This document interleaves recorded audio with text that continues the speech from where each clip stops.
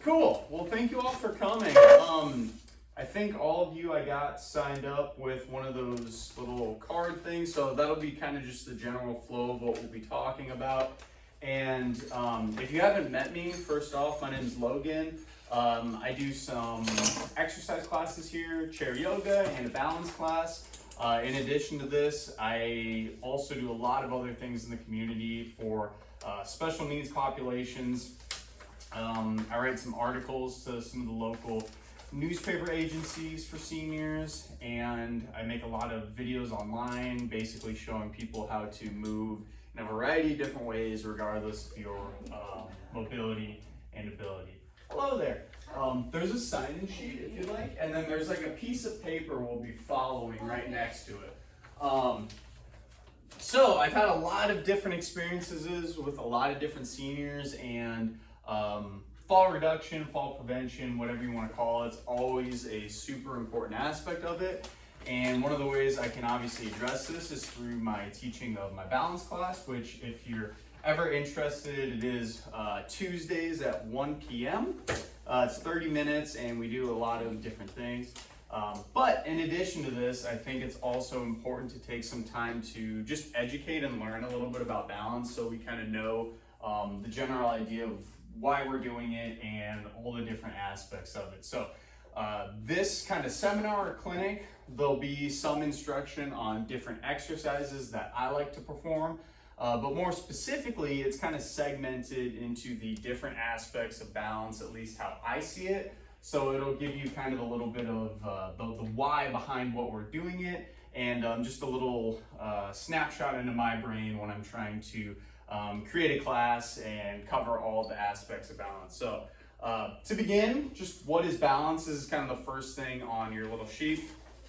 Obviously, you know, when we think of balance, you think of just being steady, but I also like to look at it as remaining stable and steady. So not only not moving in place, but just being able to hold a straight line in position. So stability, I almost think of it as kind of like muscular. So having a stable base or stable muscles that then allow you to transfer to be steady. So without stability or just essentially the base, it's hard to be steady, because if you don't have a firm base, if you think of a home, it's impossible for that thing to stay steady and be able to sway back and forth, right?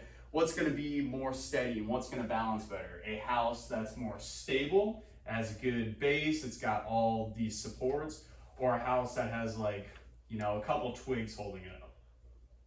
Obviously the house that's a little more stable, right? It's got the good base. So just for starters, I think people always think of balance as just the aspect of balancing, like if I move when I balance, right?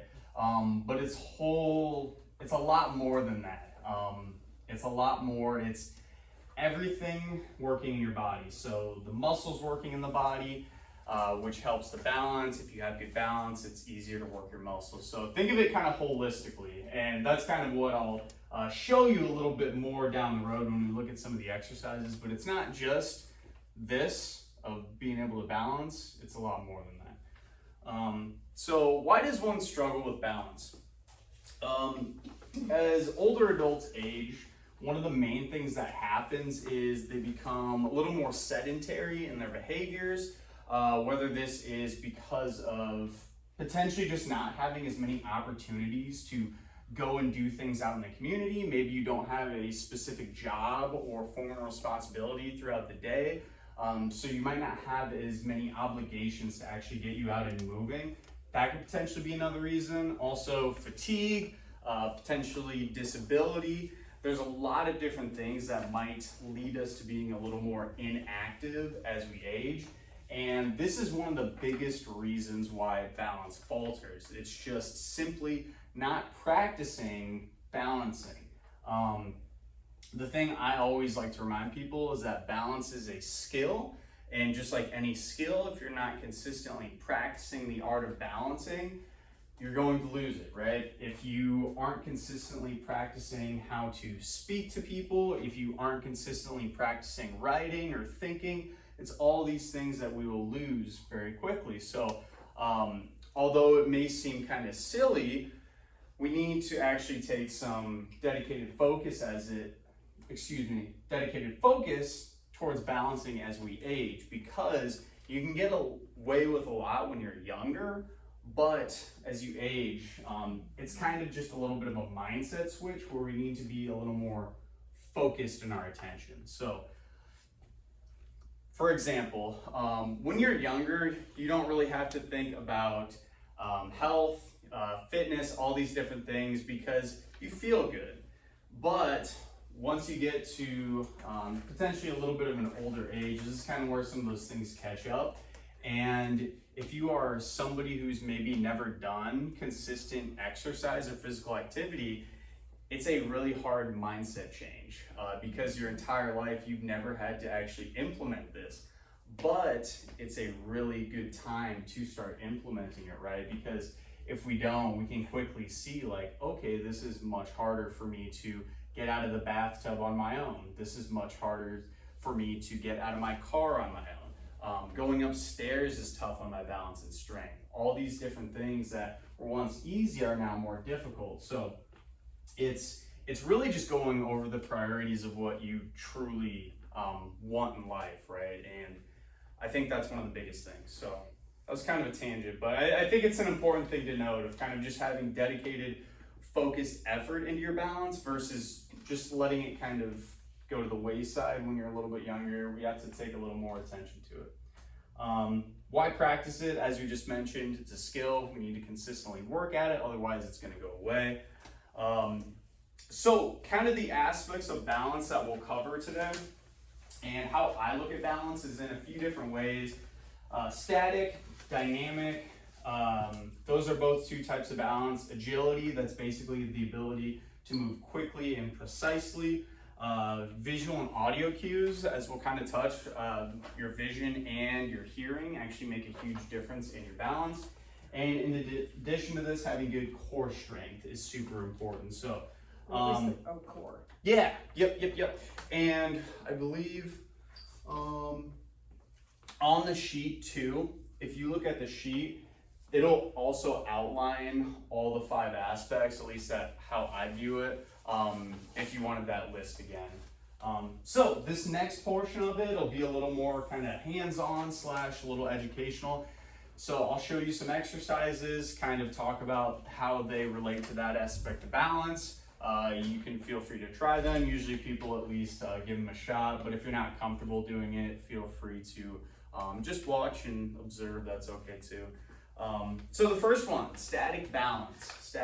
So static balance is super important when essentially we're trying to stand in place, right? So it's just this ability to not move and essentially not wobble around. And for some individuals, this is actually fairly tough. So I always like to start with this because it seems simple, but you'll notice someone who maybe has very, very bad visual impairments, they're very, very weak, they are not able to even stand in place. So again, when we're thinking about balance holistically, just being able to stand up without moving at all is a good place to start. And notice that this does take a lot of balance just to be able to stand in one place and not move, right?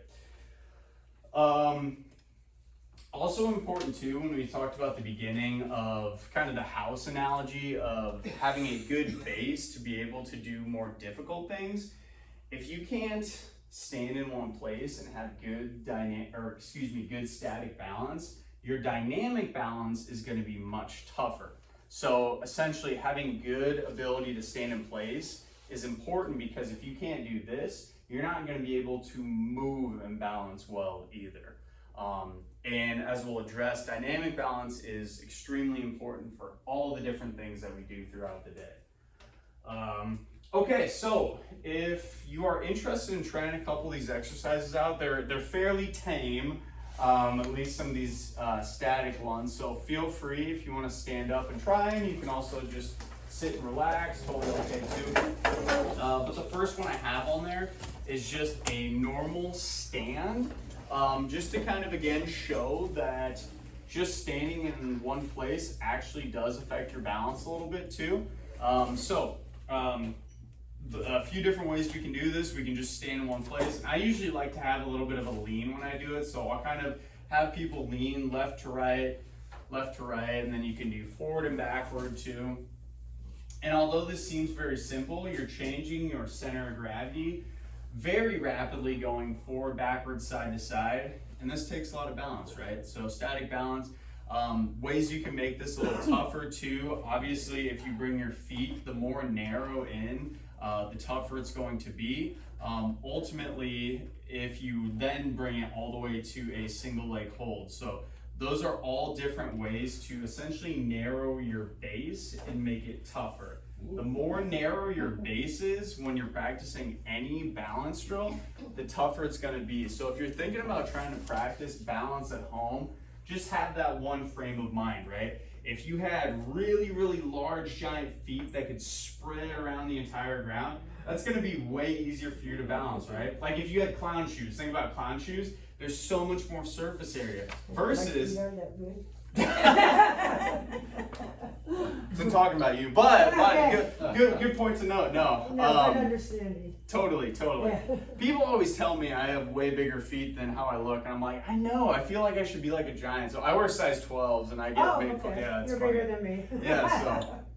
So, but think about it. So this is fairly easy, but then we bring our feet in a little bit. That's a little bit more narrow of a base, and then if you come from there to 1 foot, that's even more narrow of a base. And then if you think about it even more, I don't know if I'll be able to do this, but if you come up on 1 toe, that's even more narrow of a base. So it's just kind of a way you can think about collectively, if you're practicing balance, the more narrow the base it is, the tougher it's going to be. So that's kind of a first balance hold. The next one is, let's see, 1 foot tree hold. So I kind of mentioned the 1 foot hold already, but another way you can actually practice this without as much difficulty is what I like to call the tree hold. It's kind of a yoga pose we do sometimes, or something you might do in yoga. So it's basically where you bring one of your heels up onto the side of your body. And if you think about this, we are narrowing our base, right? Because now instead of both feet on the ground, we have 1 foot on the ground and 1 toe on the ground. So it should be a little bit tougher. If this becomes easy for you, you can then bring the foot a little bit inward, which again narrows the base, because now look, it's almost just the point of my toe on there. And then ultimately, if you're really good, you can then start sneaking the leg up even more and even more. And as I'll always mention with a lot of these balance drills, it's not about mimicking what others are doing around you. It's finding a level for yourself that offers a little bit of trickiness, I'll say, but not too much where you're falling all over the place. So for example, if you're doing this variation of the tree hold and you're like, okay, I feel a little unsteady, I can feel myself working, I can feel my balance working, that's a good place to start. What you don't want to be is say this is your variation, you're like trying just because everyone else in a class or what you see on TV is trying, but you're like looking like this. You're not going to get much out of that, because if you think about it, you might only get 1 second before you actually fall, versus if I'm right here and I can hold 30 seconds in this position with a little bit of balance, that's going to build a lot more work capacity and overall balance stamina, if you will. So that's kind of a way to think about it too. You don't want to be just constantly checking yourself. You want to build time doing it, because if you think about it, when you're balancing, it's not just about how long can you hold your balance for half a second, it's how long can you hold a position for a very, very long time. So just kind of a side note. Okay, the last position that I like going over, and this one's kind of fun too because it really works your strength, is split stance. So this is kind of another way to work your balance a little bit. So essentially, and this is one I do in my class a lot, you're gonna bring 1 foot forward, and this is one I really like doing because it practices getting your body in a longer step or a longer gait than you're normally used to. So when it comes to balance, we're not used to taking really large steps.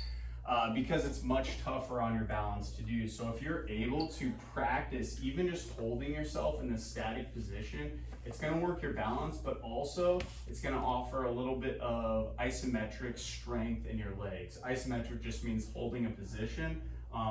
This is like basically holding a half lunge, right? So if you're able to even just hold here, that's super good for strength too. So cool. Okay, those are 3 things that you can do that'll help for static balance. Feel free to take a seat for a second if you'd like, and I'll go over the next section. So that's static balance. Again, basically you're just holding a position. It's a good base for everything else. If you can't do static balance very well, try to stick to that first before you do more complex stuff. Because if you do try to do the more complex stuff, as I just mentioned, you probably won't be able to do it that well, and you won't be able to build on it very well. And we're trying to build lots of repetitions, lots of time holding specific positions before we go on and do tougher things. So, okay, static balance, good. Dynamic balance. So basically the way I describe this as a lot of the things we do are activities of daily living. So let's think of walking, going upstairs, moving across the parking lot, right? Just essentially doing all those different things takes dynamic balance. And dynamic balance really is just your body's ability to react to changes of your center of gravity. So your center of gravity is essentially right in the middle. And the second you move anywhere or do anything, your center of gravity changes. So now instead of right here, when I take a step forward, it is now shifting forward. And if my body's not good dynamic balance-wise, I'm not going to be able to withstand this position and hold myself. So when we're thinking about dynamic balance, all it is just encompassing a little bit of movement to making the balance more tricky. So a few ways we can do that. The first one I have here is a heel to toe walk. Again, this is a staple that if you've ever gone to physical therapy, if you've ever taken my class, or if you've ever even just seen any exercise videos online, heel to toe walking is super, super simple, but it's also a very good way to scale, as in make easier or progress or make harder. So I'm going to show you kind of a standard heel to toe walk first, and then I'll talk about a couple different tweaks you can make to it. So heel to toe, all it is exactly what it sounds like. Some people call it drunk walk, but I feel like that's slightly politically incorrect. So when I'm around older adults, I'll usually just say heel to toe walk, but I don't drink either, so it also doesn't really trigger me that well. But anyway, so that is one variation, right? That's when people would normally think of it. A way you can make this harder is by actually getting like a piece of tape on the ground, or just having a straight line to follow. So instead of just being kind of free in space, you now have to be a little more precise with it, right? So say this line here, I don't know if y'all can see this, but you can use that as a little more feedback to where it's almost like you're standing on like a tightrope. In addition to this, they have soft balance beams that are like about this high off the ground, where you can actually increase the distance a little bit, which will make it a little bit tougher.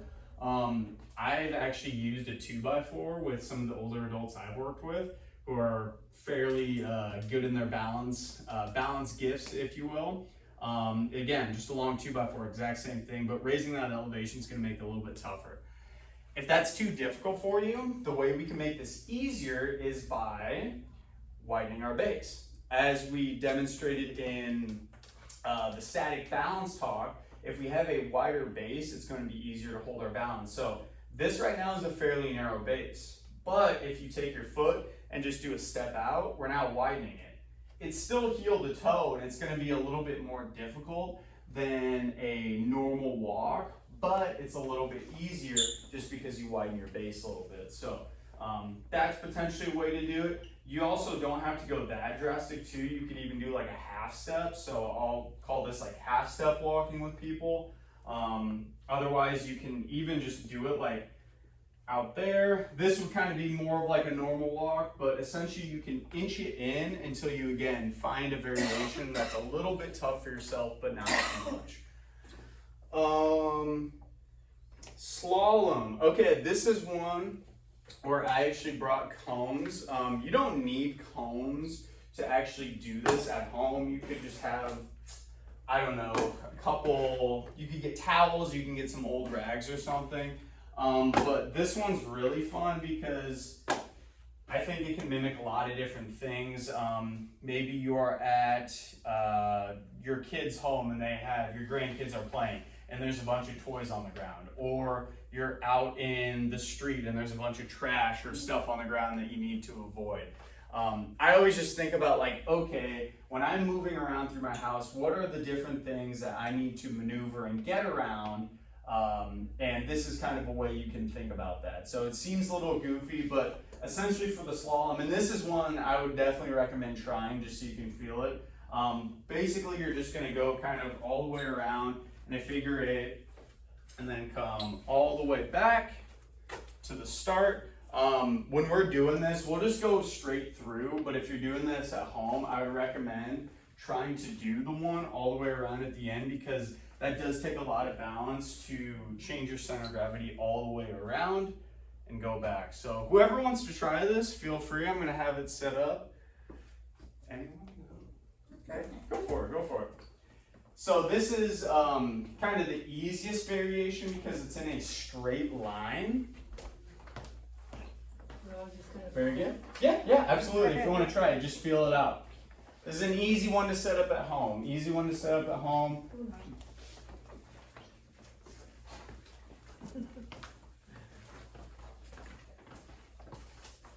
And the cool thing about this one too, we'll kind of address agility a little bit.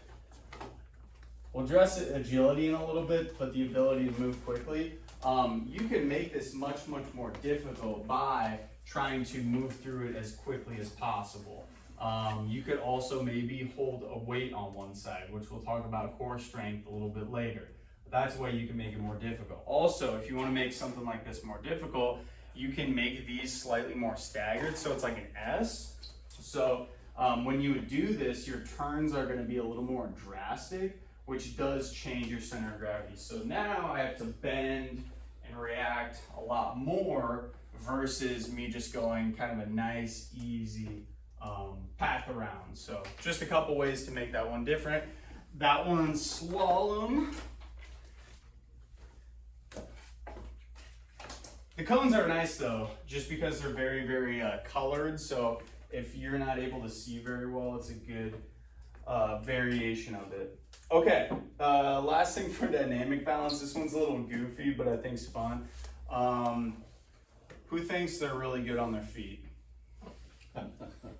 You are very good on your feet. Go ahead and stand up for me. I'm gonna have you try this one with me.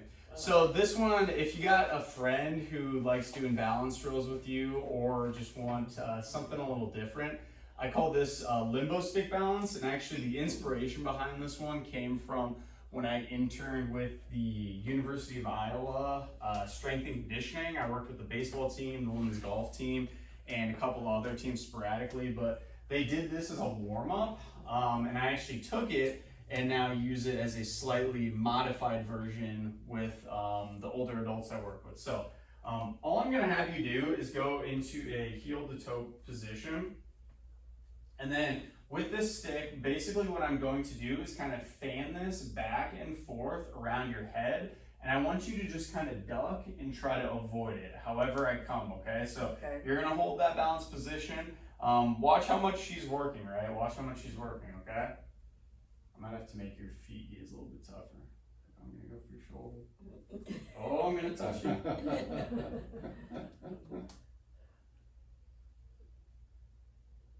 So she's actually killing it, but good, excellent, thank you very much. So super good example though. All we did was add a little bit of stimulus. And you could actually set this up. Like you think of literally setting up a limbo bar. You could do the exact same thing where maybe you set up something like this, or you have, I can't think of anything around my home, but you can get anything that will essentially obstruct your view or obstruct where you're standing, and then work around it. So for example, I could literally set up something like this right here, and then just kind of like practice like literally just going around it. It's the exact same thing, but having somebody kind of mess with it for you will take a little more reaction out of you. So that's really good for like visual cues and reacting more to things that happen outside in the world, which when we're talking about balance and reducing falls, if you're able to react and move quickly, that's greatly going to help reduce those falls, which is a good tie-in to agility. So agility is probably my favorite thing when it comes to balance classes and moving just for a lot of older adults. So agility, the way I describe it, is basically the ability to move quickly and precisely in space. So when we think of agility, what do we normally think of? I have something in my mind, but when we think of people who move quickly and powerfully, who do we think of? Sports people. Yeah, sports, runners, like, you know, highly gifted athletes. But it's also super, super important for older adults to be able to move quickly too. If you've ever looked at somebody who has potentially fallen numerous times, somebody who maybe uses a walker a lot, or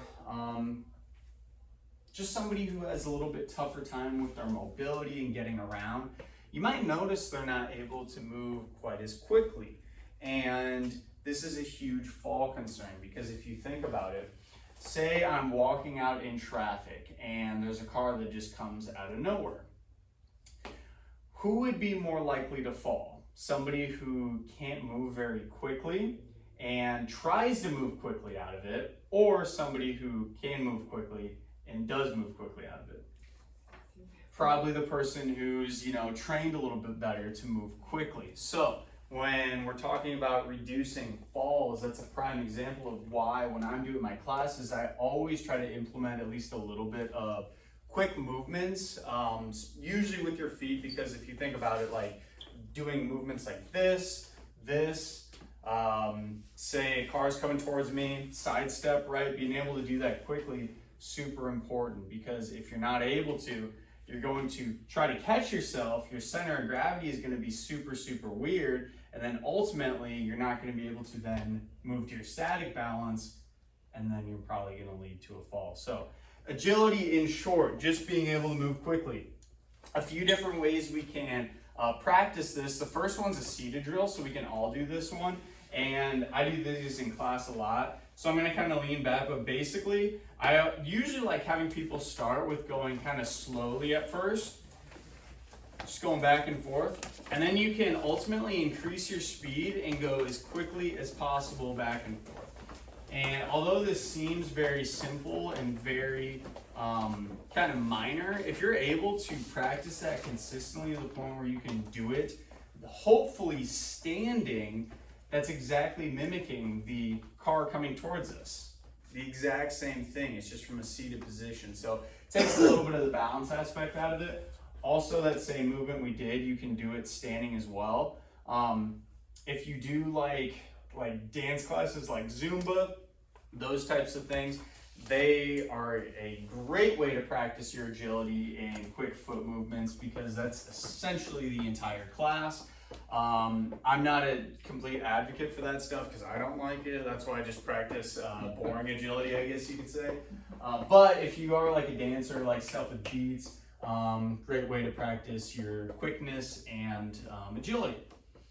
Okay, so the next one I'm going to show you is called the shuttle run, and this is actually another one that is typically done in strength and conditioning. They actually used to, when I was in high school, or in school I should say, they did this as a drill, basically as a fitness test. So it was one of the fitness tests that they showed, like, you know, how unhealthy you are. Fun stuff as a kid. I love gym, but anyway, so the agility, basically there'd be two blocks on the ground.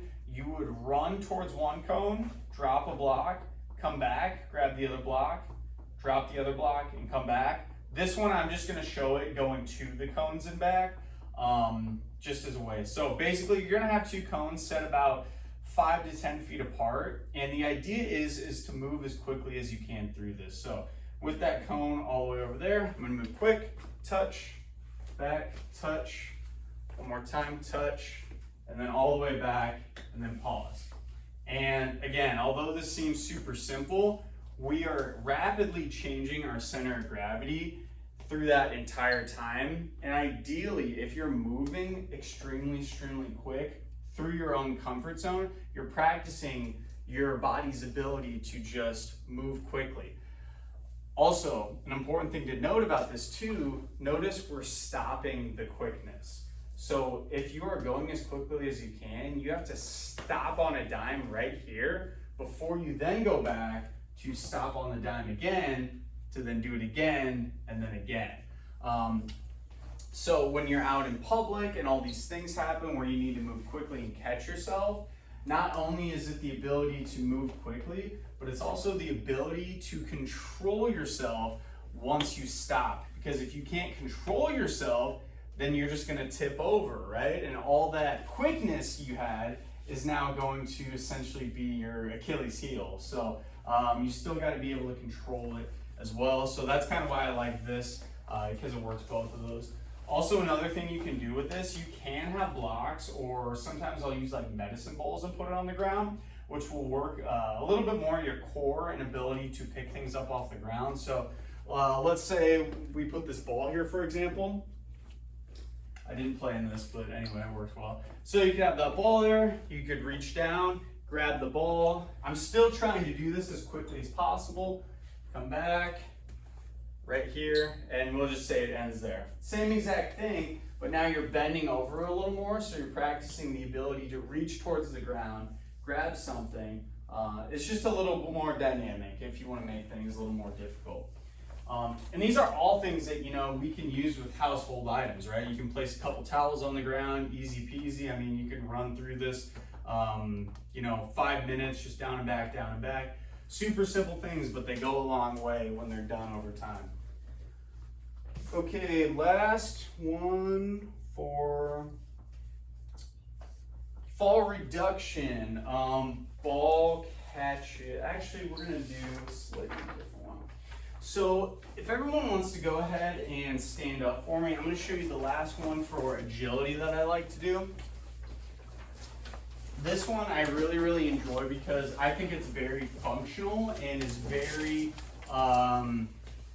it just mimics catching yourself from a fall in real life. And the term I coined for this is just balance catches, and this is one I'll do a lot in my classes. So essentially we'll start in a normal standing position, and then we are going to get a lean forward, and then once we lean forward, you're gonna notice your body's gonna wanna go forward. And you're essentially going to find that position right before you feel like you're gonna fall to then put your foot out and catch yourself, okay? So it's a little more of a controlled way to actually practice catching yourself from a fall. So essentially all you do is lean, catch, lean and catch. And if you notice it, you're literally using your leg exactly how you catch yourself in a fall. Again, it's just a little more controlled, which is why I love it, because again, we talked about repetition and practice. Let's say we practice on one leg, this, catch. That took like 2 seconds. Catch. Okay, so let's say we did it 20 times on one leg. That would take 2 times 20, 40 seconds to practice 20 catches on one leg. Do it on the other leg. That's like 2 minutes of just literally practicing catching yourself from a fall. Not only building some strength through that leg, but also your body's ability to lean forward and understand where its center of gravity is. So balance catches, and you can do them in different directions. You can do them from the side. It is tougher going to the side. Just practice going forward, side, all the way around. If you're really good at your balance, this is very difficult, but you can even practice going backwards. That's very challenging, only doing that if you're super good on your feet. But balance catches, one of my favorites. So Feel free to go ahead and grab a seat. Next, visual and audio. Does anyone have the time by chance? I didn't have my watch on me. 22 to 2. Okay, cool. Very good. Very good. Thank you. Okay, so visual and audio. When it comes to your vision, this is something when I first started to learn about balance, I had no idea that both your vision and your hearing affected your balance greatly, but it does. And your balance is largely affected it's called your vestibular senses. So there's a lot of different things in your brain that build up to that. And it's basically your body's ability to use the outside world to tell where it is in space. So you seeing, something in front of you like this actually tells your body, okay, I'm this place in space. Your body's ability to hear kind of everything around you tells it, okay, I'm here in space. So all of these things are kind of interconnected, where if, say, your hearing is taken out or your vision's taken out, it can largely affect your balance. So when I'm doing balance drills in class, I'll often do eyes closed balance every once in a while. So essentially any balance drill where you're holding it in position, you can close your eyes. That's again taking out the vision, so now my body can't react and adjust to what I see. So it makes it a little bit more tough. You can do, again, the same thing. We can do it with holding our feet heel to toe, balance close, all these different things we can do with our balance. Hearing though too, in this one I would say I can't necessarily tell it as much, but if you take either some earplugs, maybe some earmuffs, that actually to some degree will affect your balance. I will say if you take both of them out at the same time, so your vision and your hearing, so you put earplugs in and you can't hear, it is very, very tough. Try it kind of at your own regard when you're at home. Be careful doing it, but it's just something to consider. But also, I think more important to note, if you do have vision troubles and you do have hearing troubles and your balance is a little iffy, this could potentially be something kind of like an elephant in the room to address. So, as we get older, some of these other senses aren't quite as well. So, unfortunately, this isn't something we can really practice having better hearing or better vision. It just kind of is what it is. But we do have, hearing aids and visual aids, glasses, all these things that can help. So I think it's just important to get that stuff checked, regularly. Okay, vision and hearing. Cool. Okay, so last aspect here, core strength. So kind of tying this all in the beginning of the seminar lecture, I talked about having a good base helping you with all your aspects of balance. So instead of balance just being like, okay, he doesn't move, that's balance. Well, there's a lot more to that. Are my ankles stable? Are my legs stable and strong? Is my core stable and strong? If there's falter in your core, in your legs, ankles, all these different things, balance is going to be a lot tougher. So we're talking specifically about core strength, but it does go through your entire body. If something's off, it could easily affect your balance. For example, think about somebody who maybe has a knee replacement, or maybe they have just some ankle issues where their ankles aren't as strong. If your ankle's always like this because it's not strong and able to hold yourself up, is it going to be easy for you to balance? Of course not.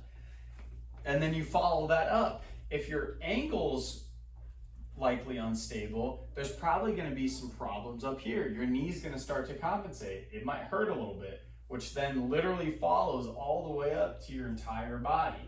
The core I just like focusing on because it's kind of what everything's centered around. So when we're talking about balance, having really good core strength is important because center of gravity, so that's when we move, our body's ability to kind of react and change to that. We need to have good core strength because if you think about that example of the balance thing. If you didn't have good core strength, anytime I moved you in a direction, everything else would falter, right? So having a good core, when something comes towards you, you're able to, instead of just kind of becoming lax, your body's able to actually withstand the position better. So a couple of ways I like to tie in core strength to balance, and this is usually a dynamic balance, but one of the things I like to do is with the single arm farmer's carry. So this is another exercise usually done in weight rooms, and I don't have like a weight, but typically this would be a weight for you, okay? So if you have like a hand weight at home, maybe you have like a gallon jug of water. Essentially, a bag is good too. You can get a bag and fill it with some books. Anything that's going to weight your body unilaterally. So you physically want it to almost feel like it's pulling you to the side. Then with this, you can just do a normal walk. And if you think about it, it's going to, sorry, I should have this as that. It's going to seem like nothing's happening, but that entire time, your body's getting tugged to the side. So it's not only working your core, but it's also working your balance, because your center of gravity is being pulled to the side. So you have to straighten up, working your core, but also not having yourself just keep going to the side, right? So next time you're bringing in groceries, I think it's something fun to try. Just load yourself up on one side and see how tough it is on your balance. You'll probably notice it's tremendously tough, not only on your core strength too. So that's one I like doing. Another one too, if I have an older adult who has really good overhead mobility and no really shoulder issues, it's kind of the same thing, but it's a single arm overhead walk, also sometimes called a waiter's walk. So I'm going to use this again, but same exact thing. It's just going to work slightly different muscles, and it's going to actually work your core a little bit more, just because putting something overhead puts a lot of stress. So same exact thing, you just be walking, and then you can put it down, turn around, walk. Again, this would be something like if you have hand weights at home, anything that you can physically easily hold on to. Not only is it going to work your core strength, which helps your balance, but it's a little bit of your shoulder too. So those are a couple different options, and just some things to consider when you're thinking about your balance for yourself and wanting to implement some drills. So kind of the end section of that, I think I went, oh, I put leans, leans too. Is there leans left and right on there? Yeah, okay, so I kind of addressed this earlier when we were talking about static balance, but leans are also a really good way to just warm up your balance. So you can find any of those positions we did earlier, so either hip width apart, feet together, or even like this, and then just practice leaning towards your left and your right.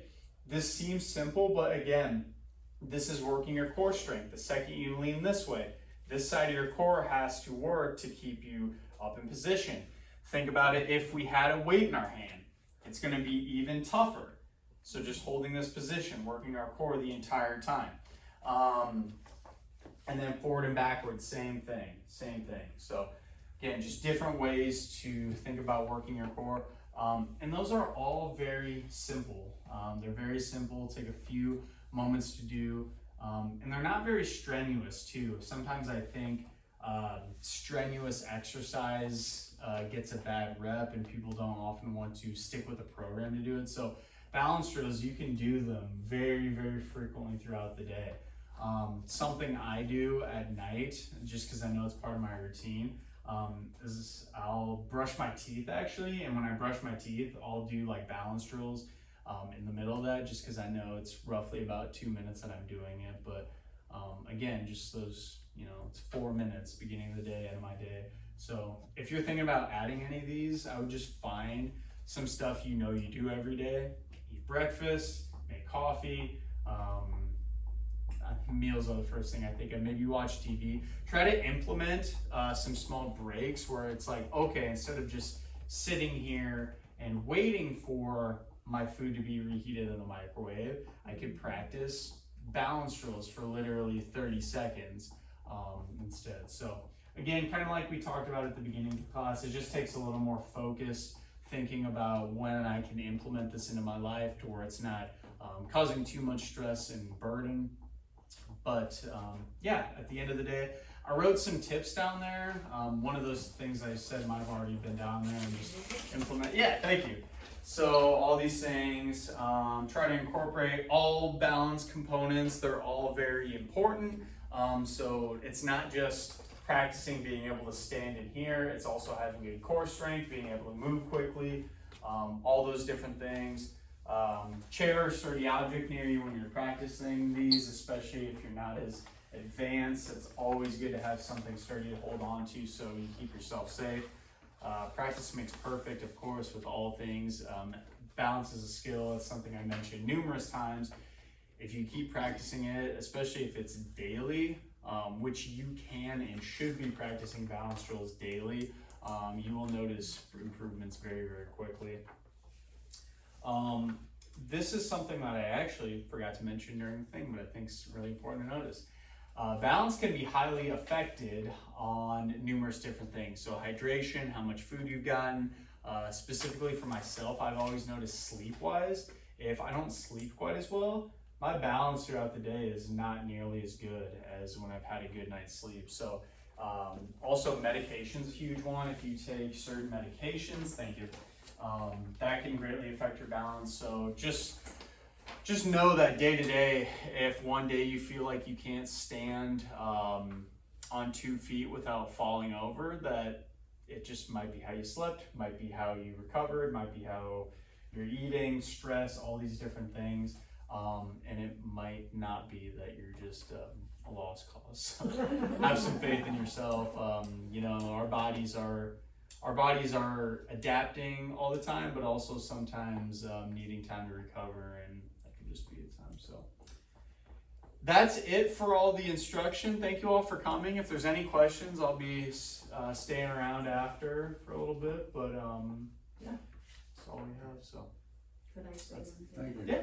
Every Tuesday at 1, he teaches a balance class here, and it's very helpful. Well, I think we started it last June, a year ago, June. Yep. And I was very faithful till I had to have ankle surgery, and now I've been away like 5 months, and I'm further Makes a difference. behind than I was. I'm below square one, but I'm still gonna keep trying. Yeah. Absolutely. Appreciate that. Yeah. Thank you. Sure. Will this help you getting up off the floor? If I lay down on the floor, it's hard for me to get up.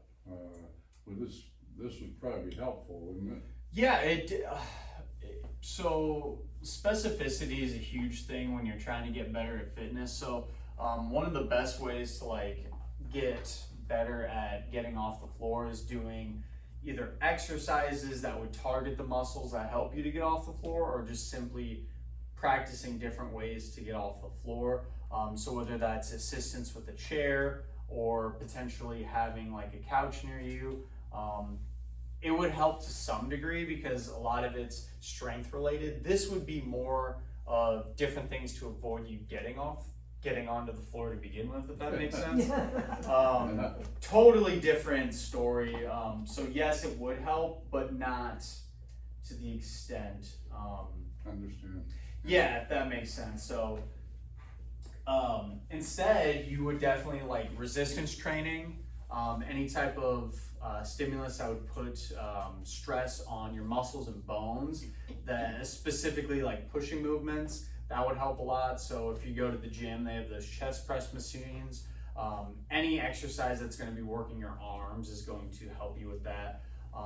And then also your legs too, because if you think about getting off the floor, you need your legs quite a bit to be able to, let's say, lift your leg up to this position. Okay, I'm here, but now I need to use this leg to now push myself up, in addition to maybe using my arm to push myself up. If you're lucky and you have something near you, that's going to be a totally different movement where maybe you're pushing a little more. So good question though, good question. Yes, different thing, but that's why resistance training, and specifically with weights, even if they're light weights, very, very important if you do get on the ground potentially. So Good, thank you. yeah, absolutely. Good question. Thank you. I've also found my physical therapist says you need to go up and down on your chair like this 10 times every day at least, because that helps with the strengthening of your legs and getting up. And down. Absolutely. So if you can't get up and down, you think of so many people in nursing homes. That's one of the exercises I'll do any time somebody asks me, like, you know, for something. That is usually going to be part of that. And actually, I'm glad you brought that up. As we mentioned, leg strength is super important. I'm going to take a photo real quick. Thank you. So if you're not able to do that very well, which don't feel bad if you're not, there's different ways you can make it easier too. So ideally,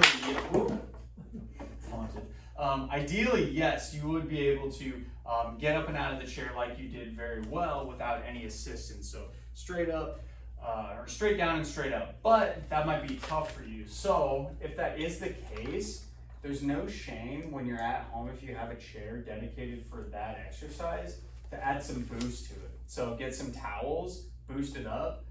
One of the older adults I worked with, 92, he couldn't do one at a normal height for him. So all we did, I grabbed 2 towels, kind of made them a little bit of a boost for him. And then he was able to do 10 of them, no problem, right? And obviously, we're not gonna bring towels everywhere we go when we're doing stuff out, you know, going to a restaurant, going to a family's home, all these different things. But the idea isn't to do it everywhere, it's to build strength, right? Intention, focus to exercise. So then once we do get out to a restaurant or our loved ones or all these different atmospheres, it's to make it a little bit easier. Maybe not a lot bit easier, but a little bit easier than what it has been. So yeah, you can boost up. That's a good way to make it easier. You can also, if you have like a walker or something in front of you, you can use your hands for a little bit of assistance. So you can like kind of pull a little bit, still try to push through your legs because that's going to give you the best bang for your buck. You can also use your hands too to help kind of push you up in position. And this is again, to get multiple. She mentioned 10. That's kind of an arbitrary number, but it's a good thing to shoot for. If you can find a variation where you can do 10 in a row, that's what we should try to stick with. So if you can't do 10 of these, see if you can do 10 with your arms. And if that's where you're at right now, that's totally okay. Stick with that. Try to build up. So it's all relative, right? We're thinking in our own fitness levels. So great exercise. Thank you. So Very good, thank you. absolutely. Appreciate you all coming. So hopefully you took something away. My website, I believe I put it on there, allstrongfitness.org. I post a lot of like articles and stuff on fitness. I also have a YouTube channel, All Strong Fitness, that has a very large amount of basically all the exercises I do with people. It has even some fitness classes I post on there. I'm actually going to post this seminar on there after as well, so this will be uploaded so you can watch it again. And yeah, so that's on there. Where is that? It's on YouTube. Oh. YouTube, so the internet. So just another way you can find some exercises. There's a lot of balance drills and a lot of the same stuff that I do here on there. It's just a little extra guidance. Actually too, I do have a couple programs on my website as well if you're interested. They have some pictures, video links to the exercises as well. So just a few options to keep you all on your feet. But yeah, anyway, again, I'm here Tuesdays, 1 o'clock I do balance class, 2 o'clock I do a chair yoga class. So if you're ever around, feel free to come in and say hi, or you can take some of the classes. They're covered on the fitness add-on and the Silver Sneakers and Renew Active class. So if you have any of those, the classes are completely free.